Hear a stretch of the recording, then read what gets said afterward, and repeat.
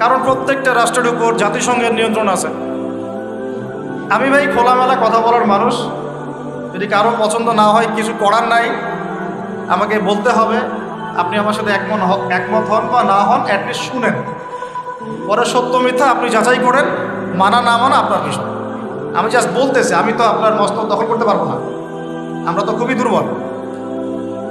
কোনো রাষ্ট্রের পক্ষে ইসলামিক আহকাম, হুকুম আহকাম, শরিয়া, লস এগুলো বাস্তবায়ন করা সম্ভব না যতক্ষণ সে জাতিসংঘের আন্ডারে আছে। সোজা কথা। তালেবান পারলো কেন? ওর আন্ডারে নাই, তো কারোর সাথে চলে না। সুবহানাল্লাহ। আবার অনলাইনে মাঝে মাঝে দেখি কিছু কিছু শায়েক আছে, বলছে যে তোমরা ওদেরকে জামাই মনে করো, এই করো, তোমাদের আকীদা ঠিক নাই। তালেবানদেরকে যে পজিটিভভাবে দেখে সেও নাকি মুনাফিক। কি বুঝলেন? যারা বিগত 20 বছর ধরে কুফরদের সাথে সশস্ত্র জিহাদ করলো, তারা হচ্ছে মুনাফিক। কি সুবহানাল্লাহ পড়বেন নাকি? যারা বিগত 1 বছর 2 বছর না, 20টা বছর ধরে খেয়ে না খেয়ে নিজেদের সামর্থ্য অনুযায়ী জালেমদের বিরুদ্ধে যার যা ছিল তাই নিয়ে দাঁড়িয়ে গেছে, যুদ্ধ করতে করতে করতে করতে বলা হয় যে প্রত্যেক 5টা বাড়িতে একটা করে শহীদ আছে। 5টা বাড়িতে একটা করে শহীদ আছে, 10টা বাড়িতে কারো পা নাই, কারো হাত নাই। 20 বছর কি কম সময় নাকি? অগণিত বম্বিং হয়েছে পাকিস্তানের মাটি ব্যবহার করে।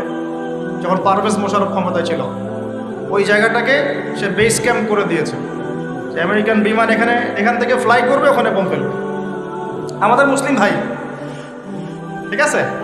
ওই যে আল্লামা ইকবাল একটা কথা বলেছেন, তুজ জৈসা দোস্ত হো তো দুশ্মন কি ক্যা জরুরত। তোর মতো বন্ধু থাকলে আর শত্রুর কি দরকার। এটা আমরাও ফিল করি এই দাওয়াতের মাঠে কাজ করতে গিয়ে, তুজ জৈসা দোস্ত হো তো দুশ্মন কি ক্যা জরুরত।